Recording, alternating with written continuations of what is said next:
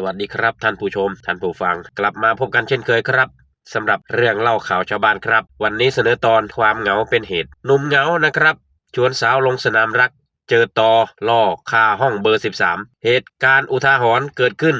ที่รีสอร์ทแห่งหนึ่งในจังหวัดศรีสะเกษเมื่อคุณสมบูรณ์นะครับหนุ่มผู้มักใช้คำพูดสุดหวานอย่างน่ารักนางงามทักแชทไปชวนสาวที่รู้จักผ่าน Facebook มาหาที่รีสอร์ทห้องเบอร์13โดยหารู้ไหมว่าฝ่ายหญิงนั้นมีเจ้าของอยู่แล้วแถมตัวจริงเขาก็แรงใช่เล่นนะครับเรื่องราวเริ่มจากฝ่ายหญิงมักลงสตอรี่ในเชิงเศร้าเหมือนคนโสดเวลาทะเลาะกับแฟนทำให้คุณสมบูรณ์นะครับที่เฝ้าติดตามอยู่รีบเข้าไปดามใจทันทีจนกระทั่งคืนเกิดเหตุช่วงเวลาประมาณ3:40 นาทีคุณสมบูรณ์ได้ขี่รถเข้าไปเปิดห้องแล้วก็ทักแชทไปหาฝ่ายหญิงทันทีว่าเอ้ยจ๋า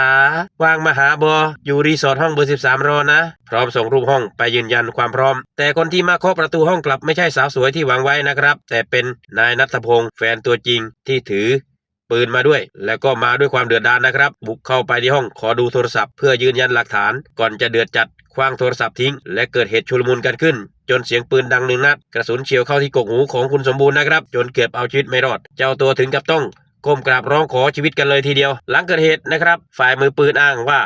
ปืนลั่นและไม่ได้ตั้งใจฆ่าส่วนทางด้านของฝ่ายหญิงนะครับยืนยันว่าตนเองบริสุทธิ์ใจไม่ได้เล่นด้วยและเตือนฝ่ายชายที่มักทักมาบ่อยมาตอแยบ่อยๆล่าสุดฝ่ายชายถูกเจ้าหน้าที่ตำรวจคุมตัวไปแล้วนะครับคุมตัวไปดำเนินคดีตามกฎหมายเรียบร้อยส่วนฝ่ายหญิงก็ได้แต่ให้กำลังใจแฟนหนุ่มผ่านลูกกรงพร้อมบอกจะหาเงินมาประกันตัว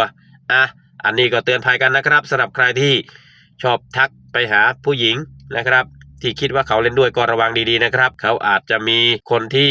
รออยู่ห้องอยู่แล้วนะครับก็ฝากเตือนภัยกันไว้นะครับสวัสดีครับ